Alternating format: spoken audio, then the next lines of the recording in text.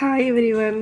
ఈరోజు మనం చాలా హెల్తీగా ఇంట్లో ఉన్న వస్తువులతోని చికెన్ ఫ్రైడ్ రైస్ ఎలా చేయాలో ఒకసారి చూసుకుందాం. దీనికి కావాల్సినవి ఒక క్యారెట్, క్యాప్సికమ్, ఒక onion, green peas, chicken, 3 eggs. ఇవి ఉంటే ఇది ఈజీగా చేసేయచ్చండి. అన్నట్టు చెప్పడం మర్చిపోయాను, ఒక 2 మిరపకాయలు కూడా తీసుకోవాలండి. ఫస్ట్గా ఒక ప్యాన్ పెట్టుకొని కొంచెం ఆయిల్ వేసుకొని దాంట్లో చికెన్ని నీట్గా ఫ్రై చేయనివ్వాలి. కాసేపు మూత పెట్టాక వాటర్ అన్నీ ఇంకిపోయినాక తీసి చూస్తే అందులో మనం వాటర్ అన్నీ ఇంకిపోయినాక ఒక 3 ఎగ్స్ బ్రేక్ ఓపెన్ చేసుకోవాలి.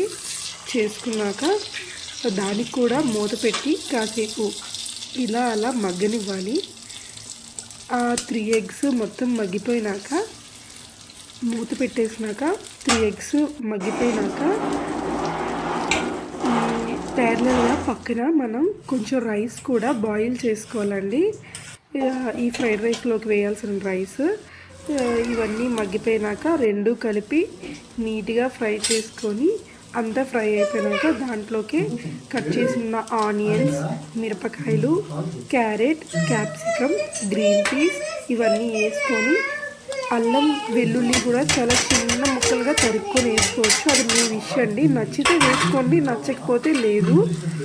అలా వేసుకున్నాక అన్ని కూరగాయలు కొంచెం ఉడకనివ్వాలి. మరీ మెత్తగా ఉడికిపోతే ఫ్రైడ్ రైస్లోకి బాగోదండి, కొంచెం ఉడకనివ్వాలి.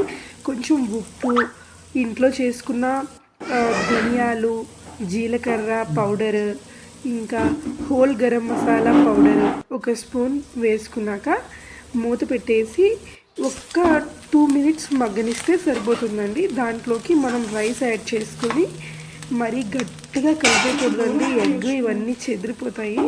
కొంచెం లైట్గా కలుపుకోవాలి. అంతా బాగా మిక్స్ అయినాక సాల్ట్ సరిపోయిందా లేదా చూసుకొని దీనికి మనకి ఇంకా మంచి స్మెల్ రావాలంటే ఏం చేయొచ్చు అంటే బొగ్గుల్ని కాల్చుకొని దాంట్లో కొంచెం నెయ్యి వేసి పెడితే చాలా మంచి